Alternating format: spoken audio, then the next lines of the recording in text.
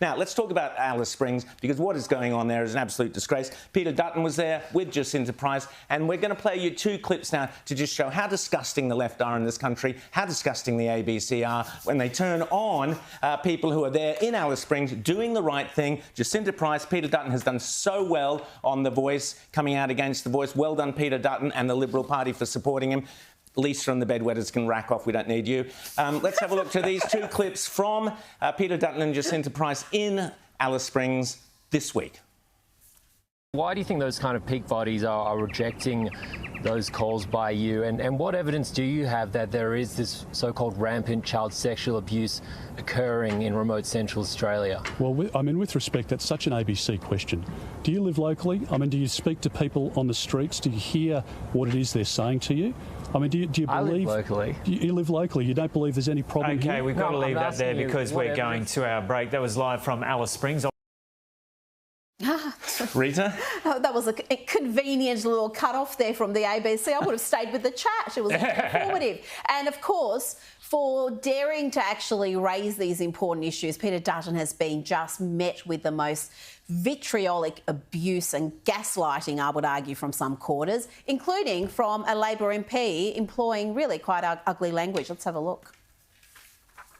What we've seen over the last couple of days from Peter Dutton in Central Australia is absolutely opportunistic game playing, political game playing, and using the most vulnerable people here in the heart of our nation in Central Australia as a pawn in that game.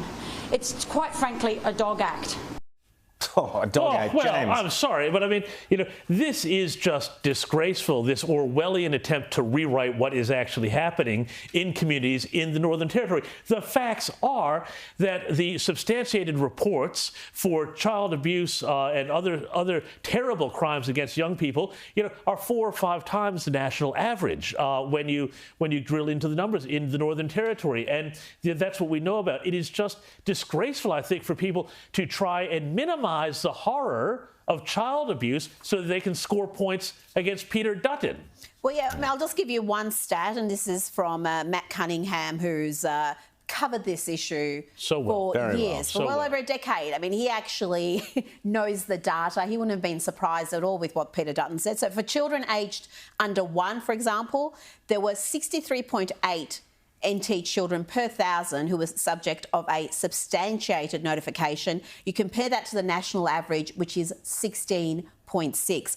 For children aged under 17, 0 to 17, the rate of substantiated abuse and neglect per 1,000 children in the NT is 26 compared to 8.8 for the rest of the country, so the national average. So to suggest that this is some sort of a dog act for Peter Dutton to even mention that. And then, who within the Liberal Party has been endorsing that message? Bridget Archer. Have a look at her Twitter feed. She has been tweeting like Jane Carroll after one too many Chardonnay because she retweeted that abuse of Peter Dutton, saying it was a dog act. Can you imagine the Labor Party ever tolerating that sort of disloyalty, that sort of...